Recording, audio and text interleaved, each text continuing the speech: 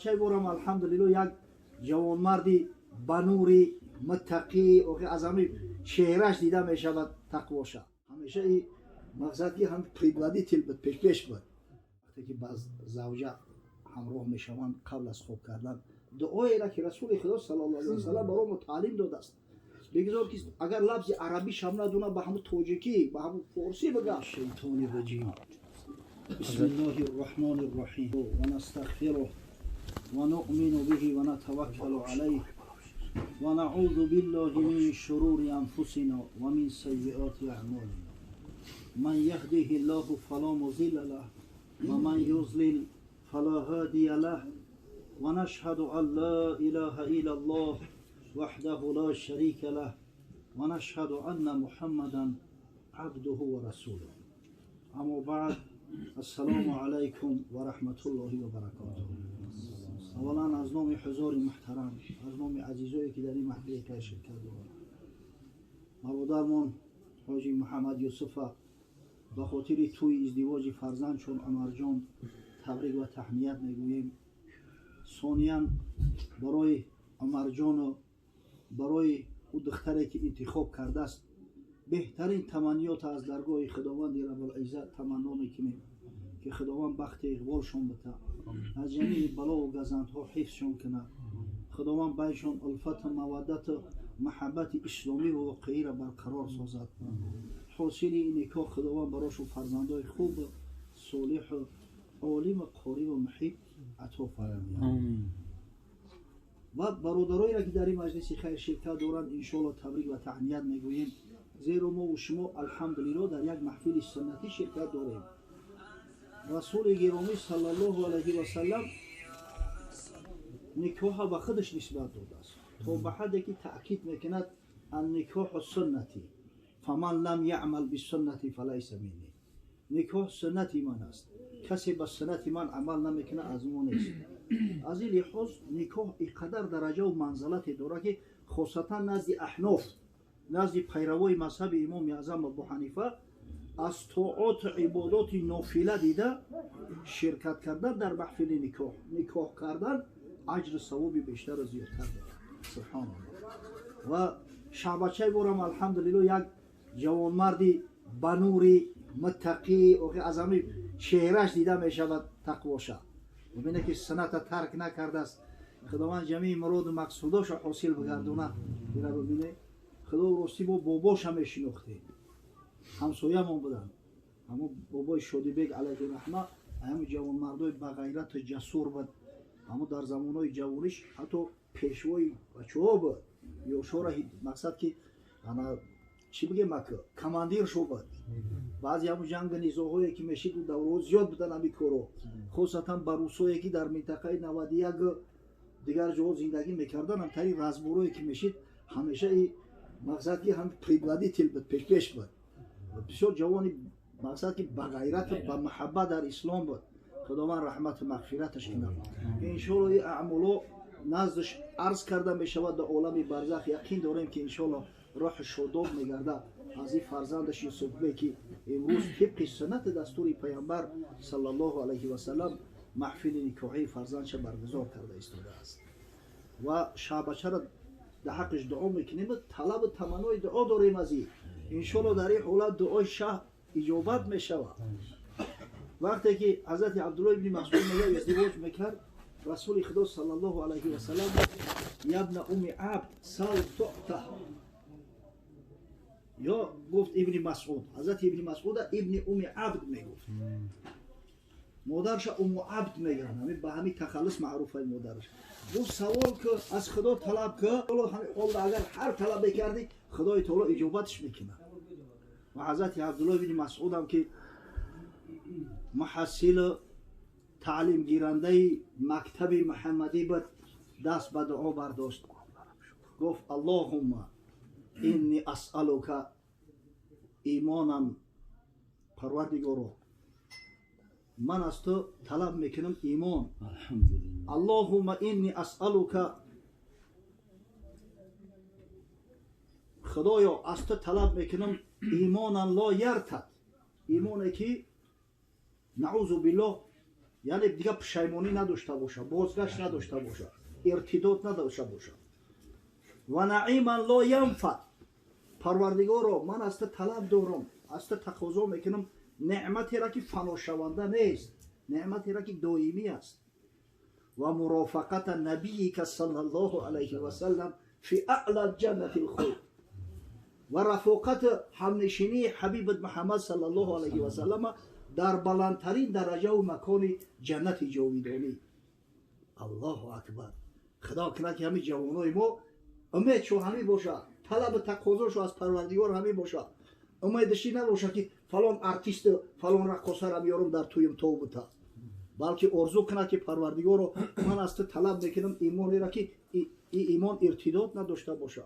خدایا من از تو طلب میکنم نعمتی را که انتها نداره.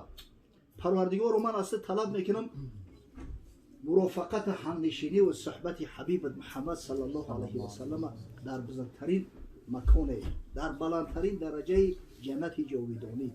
سبحان الله. خشوع به حال کسی که با ایمان از دنیا برود. با خدا قسم اگر گناه بنده از زمین تو آسمان باشه، اگر اهل ایمان باشه، آخه او بنده که توبه کرد خدای تعالی گناه را میبخشد. حضرت عثمان رضی الله تعالی عنه خلیفه راشد ما از رسول گرامی صلی الله علیه و سلم روایت کرده است که حضرت گفت ما من عبد قال لا اله الا الله ثم موت على ذلك دخل الجنه الا دخل الجنه. هر بنده ای که با لا اله الا الله و محمد رسول الله دنیا را ترک میکنه، خدای تعالی او را داخل جنت میکنه. امام مسلم روایت میکند از حضرت عباده ابن صامت رضی الله تعالی عنه که میگه رسول گرامی صلی الله علیه و سلم فرمود من شهد الله اله الا الله و ان محمدا رسول الله حرم الله علیه نار. کسی گواهی میده که شهادت میتم که نیست معبود بر حق مگر الله ذوالجلال و گواهی میتم که محمد صلی الله علیه و سلم پیامبر بر حق اوست، خدای تعالی آتش جهنم براش حرام میگردونه. چون که ایمان برده باشی زنده ای، چون که با ایمان روی پاینده ای. همه حضرت سفیان ثوری را قصه میکنن که کثیر البکا بوده است، زیاد گریه میکرده است. باره میگن یا ابو عبدالله علیک بالرجاء فإن رحمت الله اعظم من ذنوبک. ای ابو عبدالله گفتن بر رحمت پروردگار امید من، رحمت پروردگار همیشه از تمام گناه های تو زیادتر و بالاتر است. میگه به همون چشمای گریان و دل بریان گفت او علی ذنوبی ابکی. هیچ جاهلا گفت شما خمون میکنه من برای گناهان گریه دارم. والله لو علمت انی اموت علی توحید لم ابالی بمثل الجبال این از ذنوب. قسم به الله گفت اگر من یقین بدانم که به همین توحید میبرم، به ایمان ای دنیا میرم، اگر مثل که را داشته باشم پروا نمیکنم، زیرا میدونم که پروردگار غفور و رحیم ای، پروردگاری که میگه سبقت رحمتی علی غضبی، همیشه رحمتم پیش غضب میرود. پروردگاری که وقتی فرد روز قیامت بنده های مجرم مؤمن های مجرمه که در دوزخ میسوزن طعنه‌شو میزنن، دوزخی ها کافرها که آخه ایمان تو هیچ فایده تو نکرد کو، ختیمت کنده دوزخ شدگی میسوزه، خدای بزرگ ناموسش جوش میزنه، ندا میکنه اخرج من کان فی قلبه مثقال ذره من الایمان. هر کسی در دلش اگر همیش ذره از ایمان باشه از دوزخ خارجش کنه. فیخرجون از دوزخ میگه ببرورشون، فیلقون فی نهر الحیات او الحیات، در نهری که نامش حیات یا حیا است میگه می اندازنشو از سر لب می شکوفن، بعدا میگه داخل جنت شو میکنن فیسمون الجهنمیین. ایو را اهل جنت میگن ایو همون جهنمیای هستن که بر رحمت پروردگار از دوزخ برآورده شدن. این ایمان ابو مینه که چی درجه و منزلتی داره. برای باید همیشه دعا کنیم که خدایا از هدایت محروم نکن. همین که الحمدلله ما اهل ایمان. بعدا حضرت صلی الله علیه و سلم با ما و شما تاکید کرد. ببینید اصحاب گفته در شخصیت اصحاب با ما و شما تاکید کرد. گو و اذا سألتم الله الجنه فاسألوه الفردوس.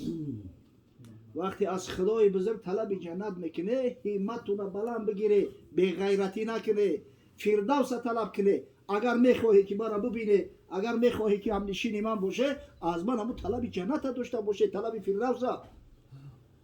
سبحان الله. این صحابی را ببینید اومد از که یا رسول الله خدای نکرده در یکو درجه پسترش بغلتم، وای به حالم، جنت مرا به روی تو هم دوزخ است هم عدو، من سوختم زین رنگ بو کفر را ایوانی بقا. حضرت میگه در جوابش چیزی نگفت تا اینکه خداوند متعال صبح آیه قرآن براش نازل کرد. اعوذ بالله من الشیطان الرجیم و من یطیع الله و الرسول فاولئک مع الذین انعم الله علیهم من النبیین والصدیقین والشهداء والصالحین و حسن اولئک رفیقا.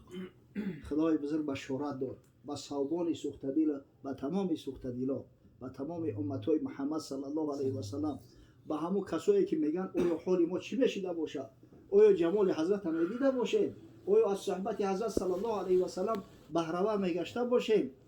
فرمود که این راه داره، کسی اطاعت خدا و پیغمبر کنه، کسی فرمان خدا و پیغمبر بره، کسی سنت پیامبر صلی الله علیه و سلم زنده بداره، هیچ جای شک نیست بشارت الله ذوالجلال است که میگه رفیق این مرد پیغمبران میشوند، رفیقش صدیقان میشوند، رفیقش شهدا و صالحین میشوند. عجب رفیقای خوبی هستند ماشاءالله. در همین دنیا یک آدمی خوب قطعی بشینی وقتت خوش میشود که الحمدلله فلانی را زیارت کردم، ما قطعی 6 تا بودیم. اگه خوش به حال امتی که پیامبر محبوب صلی الله علیه و سلم قطعش هم بشینی داشته باشم، هر روز ببینش. الله اکبر. برای همین همیشه مرافقت پیامبر صلی الله علیه و سلم در دعاها طلب کنید. مرافقت پیامبر صلی الله علیه و سلم با کی میسر میشود؟ با کسایی که سنت پیامبر از زنده میدارند. حضرت صلی الله علیه و سلم شخصایی را که میگفتن ما مرافقتی تر میخواهیم چی نکنیم، میگفت که کمک هم کنه با سجده زیاد، با زیاد سجده کردن، با زیاد عبادت کردن. ماشاءالله. این بسجودی بله. انشالله در محفل خیر، محفل سنتی شرکت داریم. خدا کنه که همین شعبچه‌های ما را وقتی که دعا میکنن از خدا همیشه طلبات عالی داشته باشن. وقتی که باز زوجه همراه میشوند قبل از خواب کردن دعایی را که رسول خدا صلی الله علیه و سلم برای ما تعلیم داده است. بگذار که اگر لفظ عربی شم ندونه به همون توجیکی به همون فارسی بگه اللهم جنب شیطان و جنب شیطان مما رزقتنی. خدایا از شیطان دورم نگه بدار و شیطان ملعون از چیزی که برای من روزی گرداندی مثلا دور بدار، نگذار که فتنه بانگیزه. دعا که پروردگار رو شب به خیر بگردان، فرزندای خوب صالح برام نصیب بگردان. اگه شب خداوند نصیب روزیت کرد الحمدلله که مقصد به وصال همدیگر رسیده، میره اخی غسل میکنی. برای مسلمان غسل فرضه. بعد که اومدی تنبلی نکنی، قطی زنک هردت در رکعت نماز بخونه، شکرگزاری پروردگار کنه. بعد نمازی که در دل شب ادا میشود در قسمت آخر شب دعا مستجابه. پیامبر خدا صلی الله علیه و سلم میگه این سریع ترین دعا است که پیش خدای تعالی اجابت میشود. از خداوند طلب فرزند کنه، طلب زندگی خوب و خوش کنه، ان شاء الله پروردگار به مرادات میرسونه. سبحان الله. صحابه پیغمبر صلی الله علیه و سلم عادتشو همین بود، همیشه از خدا طلب میکردن خدای فرزند صالح بده. الله اکبر. حضرت صلی الله علیه و سلم امتها را ترغیب و تشویق کرده است. میگه رحم الله امرأ قام من اللیل فصلی و ایقظ امرأته.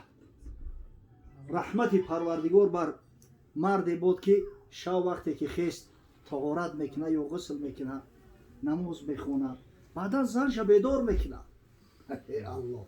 اگر هم عروسی دامتری تعلیم اناتیش بعد که خچگری دیگه خلوبات با کلا نمیگیره. فاین ابت نزح فی وجهها الماء. اگر ما بودای عروس بگه که خیلی فراشیدم سرکشی کرد که نخیست، یک کاسه در آبی خنده کمی گیرم میاره در روش میشوشه. رحمت پروردگار میگه به همتری جوان مرد شیر بچه بود. بعدا حضرت گفت رحم الله امرأة قامت من اللیل فصلت و ایقظت زوجها. رحمت پروردگار بر زنی بود که همتری شب میخیزه وضو میگیره، نماز میخونه، با شوهرش هم یا بدور میکنه که شوهر بخیز ای رحمت پروردگار خطا محروم نکرد. اگر ما بودو سرکشی کرد، گردن شخی کرد، میگه یک کاسه آب میاره و در روش میچوشه. الله این انشالله این بنده های الله هرگز خور نمیشوند. یقین است که خدای تعالی فرزندای خوب صالح براشون نصیب میگردونه. که انشالله این امر جان ما را عجب نامی بزرگش موندیان. وقتی که پدر الحال قصه کرد که صفت حضرت عمر را شنیده است، گفت که نام عمر کده. انشالله همون یقین است که صفت عمریش هم میکنه. حضرت عمر در خانه خندان بود. ایتنا بود که در خونه هم سیاست کنه که وقتی ایدر بروی بگم پید کندن. نه، با همون سیاست که حضرت داشت که از نامش فارس رو میلرزید، در خونه میگه چنان معامله و مناسبت داشت مثل رفیق با اهل خانه دانش. بچه‌هاش قصه میگیرن رنگ جوره ها بود میگه.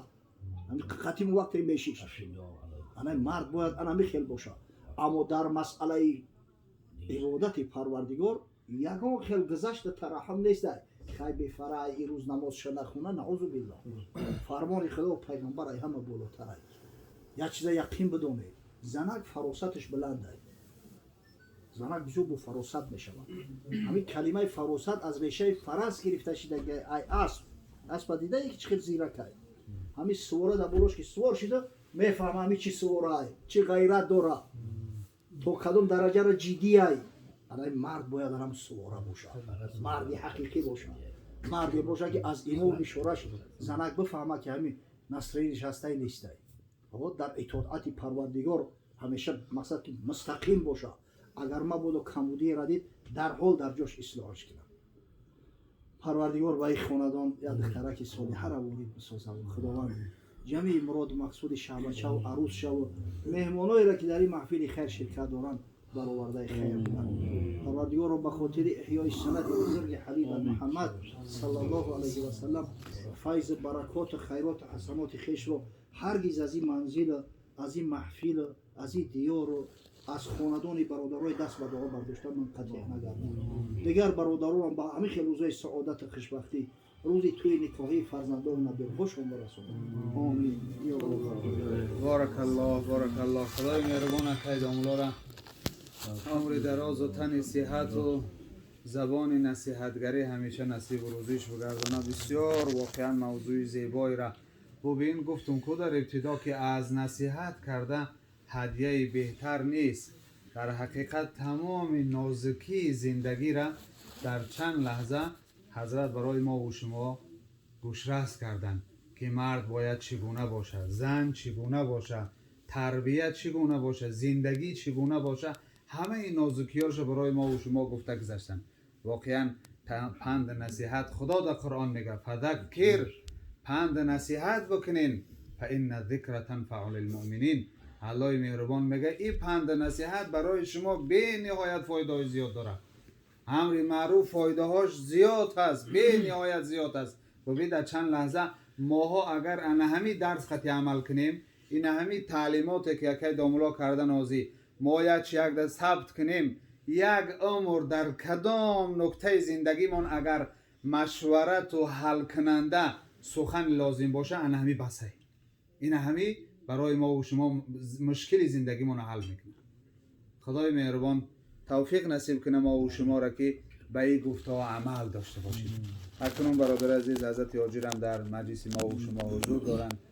حضرت هم خیر مقدم میگوید.